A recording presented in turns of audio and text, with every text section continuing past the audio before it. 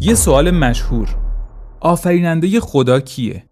فکر نکنین که این سوال ابداع آتئیست‌های جدیده. حتی در روایات صحیح اومده که مردم چنین سوالی رو میپرسن. پس این سوال خیلی قدیمیه، اما فقط یه وسواس قلبی بوده. تصور ازلیت مشکله، چون ما توی زندگیمون تنها تجربه دیدن پدیده ها رو داشتیم، چیزایی که یه نقطه شروع دارن. مشکل اینه که خداناباوران از این سوال به عنوان حجت و برهان استفاده کردن. برتراند راسل، اوشو و ریچارد داوکینز. البته این سه نفر رو فقط به عنوان مثال آوردم. خیلی دیگر رو میشه اسم برد. مایکل روس، فیلسوف کانادایی، با اینکه خودش آتئیسته، ریچارد داوکینز رو مسخره میکنه.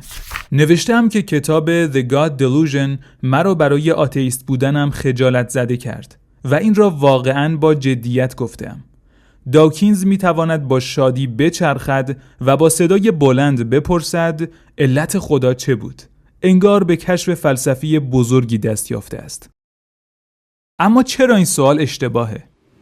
If you ask the question who or what created X, then you're assuming that X was created. But the biblical God wasn't created, so the question doesn't even apply to him. So it's one of these questions that you think is asking something seriously important, but it misses the point. ما نگفتیم که خدا مخلوقه تا از خالق پرسیده بشه. در اعتقاد اسلامی هم خدا بی ابتداست. هو الاول انت الاول فلیس قبلک شیء.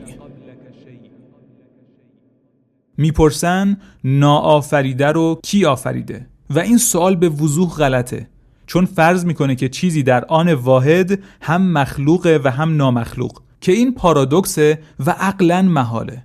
این سوال اشتباهه، چون خدا طبق تعریف مخلوق نیست. انگار کسی بپرسه اگه این غذا رو آشپز پخته، پس آشپز رو کی پخته؟ یا اینکه بپرسه اگه این کتاب رو فردوسی نوشته، پس فردوسی رو کی نوشته؟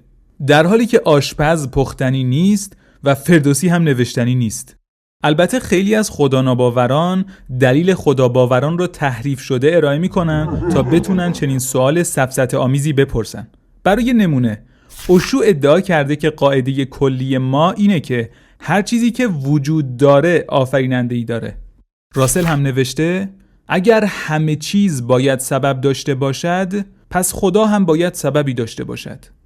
ما هرگز این رو نگفتیم، اما ناباوران ترجیح میدن که شکل دلیل رو از هر مخلوقی خالقی دارد، هر معلولی علتی دارد، یا هر پدید آمده‌ای پدید آورنده‌ای دارد به چیزی که دلشون میخواد تغییر بدن. هر موجودی، هر چیزی.